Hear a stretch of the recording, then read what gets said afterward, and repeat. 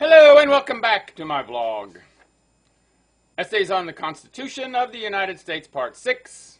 Cassius 4, Part 2. He does a lot of name calling. Let's see if it keeps it up. Vox Populi sets out to touch the consciences of men in office in representing the solemnity of an oath.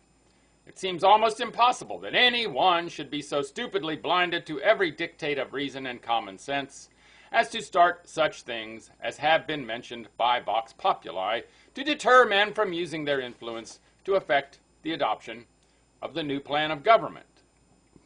Can that shallow-pated scribbler suppose that an oath taken by rulers to stand by a form of government adopted by the people can be of any force or consideration if the people choose to change that form of government for another more agreeable to their wishes? But in order without doubt to strike a greater dread upon their minds, Vox Populi says, the oath is registered in heaven. Pray, Mr. Vox Populi, when was you there? And did you really see the oath registered? The Constitution of this state was formed and officers appointed under it, long since the awful battle was fought in heaven between Michael and the Prince of Darkness. And I cannot conceive of your admittance there in any other way than under the banners of His Satanic Majesty, who might suppose that such an unparalleled phenomenon would have an effect on the archangel that would be favorable to his cause. Vox Populi asserts that the General Court acted merely officially in laying the proposed plan of government before the people. No man of candor, sense, and foresight, Mr. Vox Populi, will ask the reason of the General Court's laying the plan of government proposed by the Federal Constitution before the people, as their own minds will suggest to them the true reason for it, and none but those who are as stupid and ignorant as yourself would suppose that the General Court acted merely officially in doing as they did. The General Court were undoubtedly influenced by motives of the best kind in what they did. They without doubt were anxious that the people should have the new plan of government to consider of in due time, and, considering the importance of it and the tendency it had to promote their happiness, liberty, and security, took the first opportunity to present it to them. 'Tis true, Mr. Vox Populi, that you are a member of the legislature. It is also true that you are possessed of a mind as emaciated as the mass of corrupt matter that encircles it. But although you belong to the House of Representatives, I trust you are not the mouth of that honorable body, and if not, pray who authorized you to inform the public of the motives for their conduct? Did they, in an official manner, make their motives known to you and request you to lay them before the public? Indeed, Mr. Vox Populi, you seem to put on very assuming airs, but I think you had better humble yourself, as your station may, ere long, be lowered.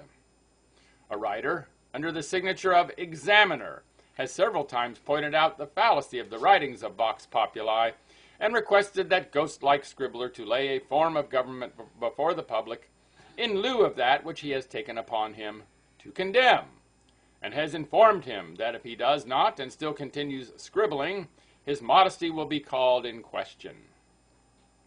The Examiner is entirely unacquainted with the babbler he justly reproves, or he would not have mentioned anything to him respecting modesty, as he must be sensible that screech owls are entirely divested of modesty, and he may be assured that Vox Populi is one of those midnight squallers.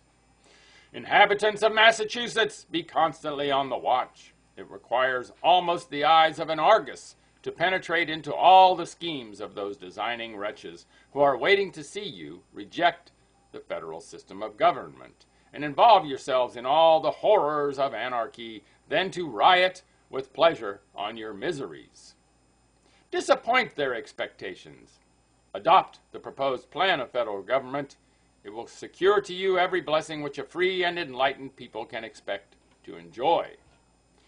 Some who are now in office but expect soon to leave it, and bid adieu to power unless they can effect the establishment of a government which shall, quote, cause treason, rapine, sacrilege, and crimes to blot the annals of these western climes, end quote, are busy in spreading every false and malicious insinuation in their power to prejudice the people against the new plan of government. But it is hoped they will see through their designs and treat them with contempt, and wisely agree to embrace the new plan of government, which is favorable to every sentiment of republicanism and replete with everything beneficial to their welfare. Cassius, who has, by the passage of time, been proven to have been incorrect in his assertions. More tomorrow. Make it a great day, and bye for now.